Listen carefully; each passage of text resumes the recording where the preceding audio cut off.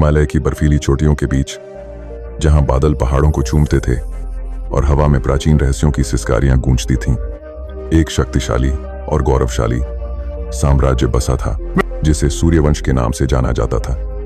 यह साम्राज्य अपनी सुनहरी मीनारों, संगमरमर से बने विशाल महलों और हरे भरे बगीचों के लिए विख्यात था, जहां सूरज की किरणें पत्थरों पर नाचती थीं और रंग बिरंगे फूलों पर सुनहरी चमक बिखेरती थीं।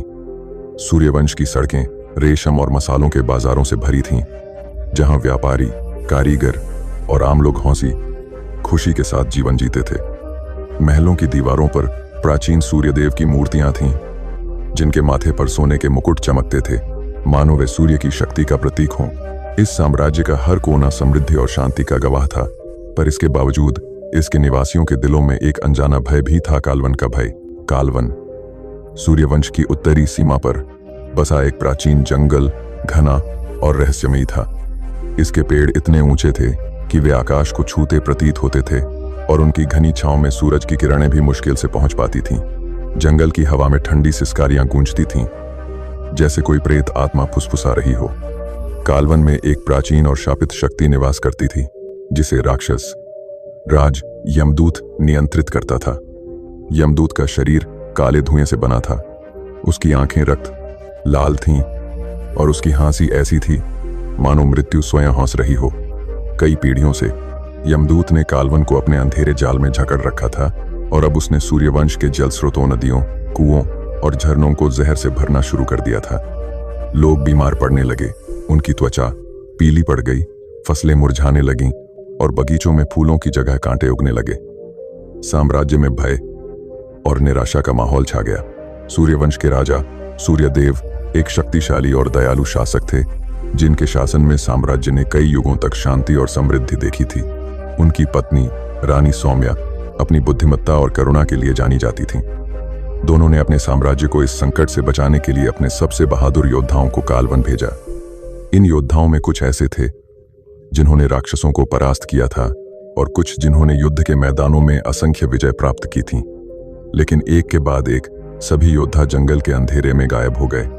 कोई भी वापस नहीं लौटा और न ही कोई संदेश आया।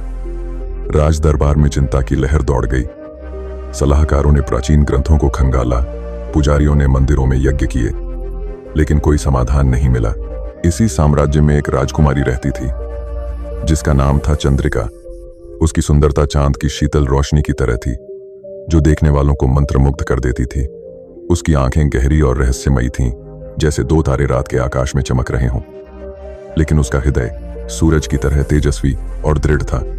चंद्रिका न केवल रूपवती थी, बल्कि तलवारबाजी, धनुर्विद्या और प्राचीन जादुई विद्या में भी निपुण थी। उसने बचपन से ही सूर्यवंश के प्राचीन गुरुओं से युद्ध कला और जादुई मंत्रों का प्रशिक्षण लिया था। उसका एकमात्र साथी था उसका वफादार बाज सूरज, जिसके पंख हवा को चीर सकते थे और जिसकी आंखें इतनी तेज थीं कि वह मीलों दूर की चीज को देख सकता था। चंद्रिका का जन्म एक रहस्यमयी भविष्यवाणी के साथ हुआ था, जो सूर्यवंश के सबसे पुराने मंदिर में एक प्राचीन पत्थर पर उकेरी गई थी। भविष्यवाणी कहती थी, चांद की रोशनी में जन्मी वह कन्या, जिसका हृदय सूरज की तरह जलता हो, सूर्यवंश को अंधकार के चंगुल से मुक्त करेगी। लेकिन इस विजय की कीमत होगी उसकी सबसे प्रिय इच्छा का त्याग। चंद्रिका की सबसे बड़ी इच्छा थी कि वह एक दिन सूर्यवंश की रानी बने और अपने लोगों को सुख, शांति और समृद्धि दे। यह इच्छा उसके हृदय में गहरे तक बसी थी और वह अपने साम्राज्य के लिए हर संभव बलिदान देने को तैयार थी। जब कालवन का अंधेरा सूर्यवंश पर मंडराने लगा, चंद्रिका ने ठान लिया कि वह इस शाप को समाप्त करेगी। उसने राजदरबार में अपने पिता राजा सूर्यदेव के सामने अपनी इच्छा जताई। पिता, मुझे कालवन जाने दें, उसने दृढ़ स्वर में कहा। उसकी आंखों में निश्चय की चमक थी। मैं अपने लोगों को इस अंधकार से मुक्त करूंगी। लेकिन राजा सूर्यदेव ने सिर हिलाया। नहीं चंद्रिका, यह तुम्हारा काम नहीं।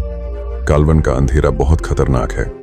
मैं अपनी इकलौती बेटी को खोने का जोखिम नहीं उठा सकता। रानी सौम्या ने भी उसका हाथ पकड़कर कहा, बेटी, तुम हमारे साम्राज्य का भविष्य हो, तुम्हें सुरक्षित रहना होगा। लेकिन चंद्रिका का मन नहीं माना। उसका हृदय अपने लोगों की पीड़ा से व्याकुल था और वह जानती थी कि यदि वह अब नहीं गई तो सूर्यवंश का अंत निश्चित था। उस रात जब चांद आसमान में अपनी पूरी शोभा बिखेर रहा था, चंद्रिका ने चुपके से महल छोड़ दिया। उसने अपने सुनहरे कवच को पहना जिस पर सूर्य की किरणों के आकार की नक्काशी थी। यह कवच प्राचीन सूर्यदेव के मंदिर में बनाया गया था और इसमें सूरज की शक्ति समाई थी। उसने अपनी तलवार सूर्यास्त्र को कमर पर बांध लिया। यह तलवार एक प्राचीन जादुई धातु से बनी थी जिसे सूर्यदेव के पुजारी ने सूरज की पहली किरण के साथ पवित्र किया था। तलवार की मूठ पर एक सूर्य का चिन्ह उकेरा गया था जो युद्ध में चमकता था। चंद्रिका ने अपने कक्ष की खिड़की से सूर्यवंश के सुनहरे महलों को एक आखिरी बार देखा। उसका हृदय भारी था पर उसका संकल्प अटल था। सूरज, उसका बाज, उसके कंधे पर बैठा था जैसे वह भी इस खतरनाक यात्रा के लिए तैयार हो। चंद्रिका ने एक गहरी सांस ली और अंधेरे में निकल पड़ी। कालवन का रास्ता ऐसा था मानो वह किसी दुस्वप्न में प्रवेश कर रही हो। जंगल के पेड़ों की शाखाएं जीवित प्राणियों की तरह हिलती थीं और हवा में ठंडी सिसकारियां गूंजती थीं। चंद्रिका ने अपने मन को शांत रखा। उसने अपनी जादुई विद्या का उपयोग किया और एक प्राचीन मंत्र पढ़ा, सूर्य देवाय नमः, प्रकाशम देहि, अंधकारम नाशति। उसका कवच सुनहरी रोशनी से चमक उठा और जंगल का अंधेरा कुछ हल्का हुआ। सूरज, उसका बाज, उसके ऊपर मोड़राता रहा जैसे वह हर खतरे को भांपने के लिए तैयार हो। रास्ते में कई चुनौतियां आईं। सबसे पहले एक विशाल सर्प ने उसका रास्ता रोका। उसका शरीर इतना बड़ा था कि वह एक पेड़ को लपेट सकता था और उसकी पीली आंखें अंधेरे में चमक रही थीं। सर्प ने फन फैलाकर हमला किया लेकिन चंद्रिका ने अपनी तलवार सूर्यास्त्र निकाली और उससे भिड़ गई। युद्ध तीव्र था। सर्प की हरकतें तेज थीं और उसका जहर हवा में छिड़क रहा था, लेकिन चंद्रिका की तलवार तेज थी और सूरज ने सर्प की आंखों पर अपने पंजों से हमला किया जिससे वह विचलित हो गया। आखिरकार चंद्रिका ने एक सटीक प्रहार से सर्प को घायल कर भगा दिया। उसकी सांसें तेज थीं और उसका कवच पसीने से भीग गया था, पर उसका हौसला अटल था। आगे बढ़ते हुए चंद्रिका एक प्राचीन झील के किनारे पहुंची। इसका पानी इतना काला था कि उसमें चांद का प्रतिबिंब भी नहीं दिखता था। झील के बीच में एक तैरता हुआ मंच था जिस पर एक काला पत्थर रखा था जो हल्का हल्का चमक रहा था। चंद्रिका को समझ आया कि यह वही शापित पत्थर था जिससे यमदूत जहर फैला रहा था। उसने मंच की ओर कदम बढ़ाया, लेकिन तभी झील का पानी हिलने लगा और उसमें से एक भयानक जल राक्षस उभरा। उसकी आंखें नीली आग की तरह जल रही थीं और उसका शरीर तरल छायाओं से बना था जो लगातार बदल रहा था। राक्षस ने एक भयानक चीख मारी और उसकी आवाज जंगल में गूंज गई। चंद्रिका ने डर को अपने ऊपर हावी नहीं होने दिया। उसने एक अग्नि मंत्र बोला, अग्निदेवाय नमः, तापम प्रज्वलती। उसके हाथों से लपटें निकली और जल राक्षस भाप बनकर उड़ गया। झील फिर से शांत हो गई और चंद्रिका मंच पर पहुंची। मंच पर पहुंचकर चंद्रिका ने काले पत्थर को छुआ। तभी एक ठंडी हवा चली और यमदूत प्रकट हुआ। उसका शरीर काले धुएं का था और उसकी हंसी जंगल में गूंज रही थी जैसे कोई भयानक तूफान आ रहा हो। तूने मेरे क्षेत्र में प्रवेश किया राजकुमारी, उसने कहा। उसकी आवाज में क्रूरता थी। यह पत्थर मेरा है और इसे नष्ट करने की कीमत तुझे अपनी सबसे बड़ी इच्छा से चुकानी होगी। चंद्रिका ने अपनी सबसे बड़ी इच्छा को याद किया, सूर्यवंश की रानी बनने और अपने लोगों को सुख शांति देने का सपना। लेकिन उसने अपने साम्राज्य की रक्षा को चुना। उसने यमदूत की आंखों में देखा और कहा, मैं तैयार हूं।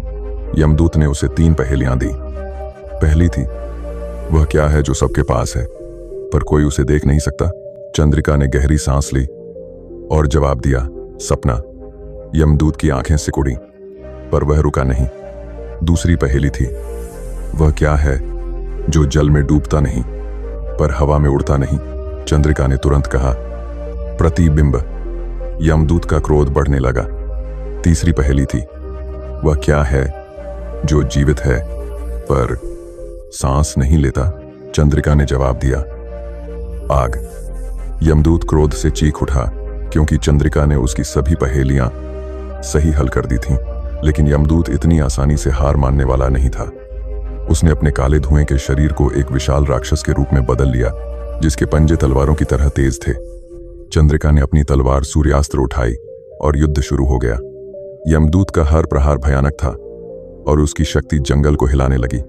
पेड़ उखड़ रहे थे और जमीन कांप रही थी, लेकिन चंद्रिका ने हार नहीं मानी। उसने अपनी जादुई विद्या का उपयोग किया और एक सूर्य मंत्र बोला, सूर्य देवाय नमः, तेजम प्रज्वलति। उसकी तलवार सूर्य की तरह चमक उठी और उसने यमदूत के शरीर पर एक गहरा प्रहार किया। यमदूत चीखा और उसका शरीर धीरे धीरे बिखरने लगा। अंत में चंद्रिका ने पूरी ताकत से काले पत्थर पर प्रहार किया।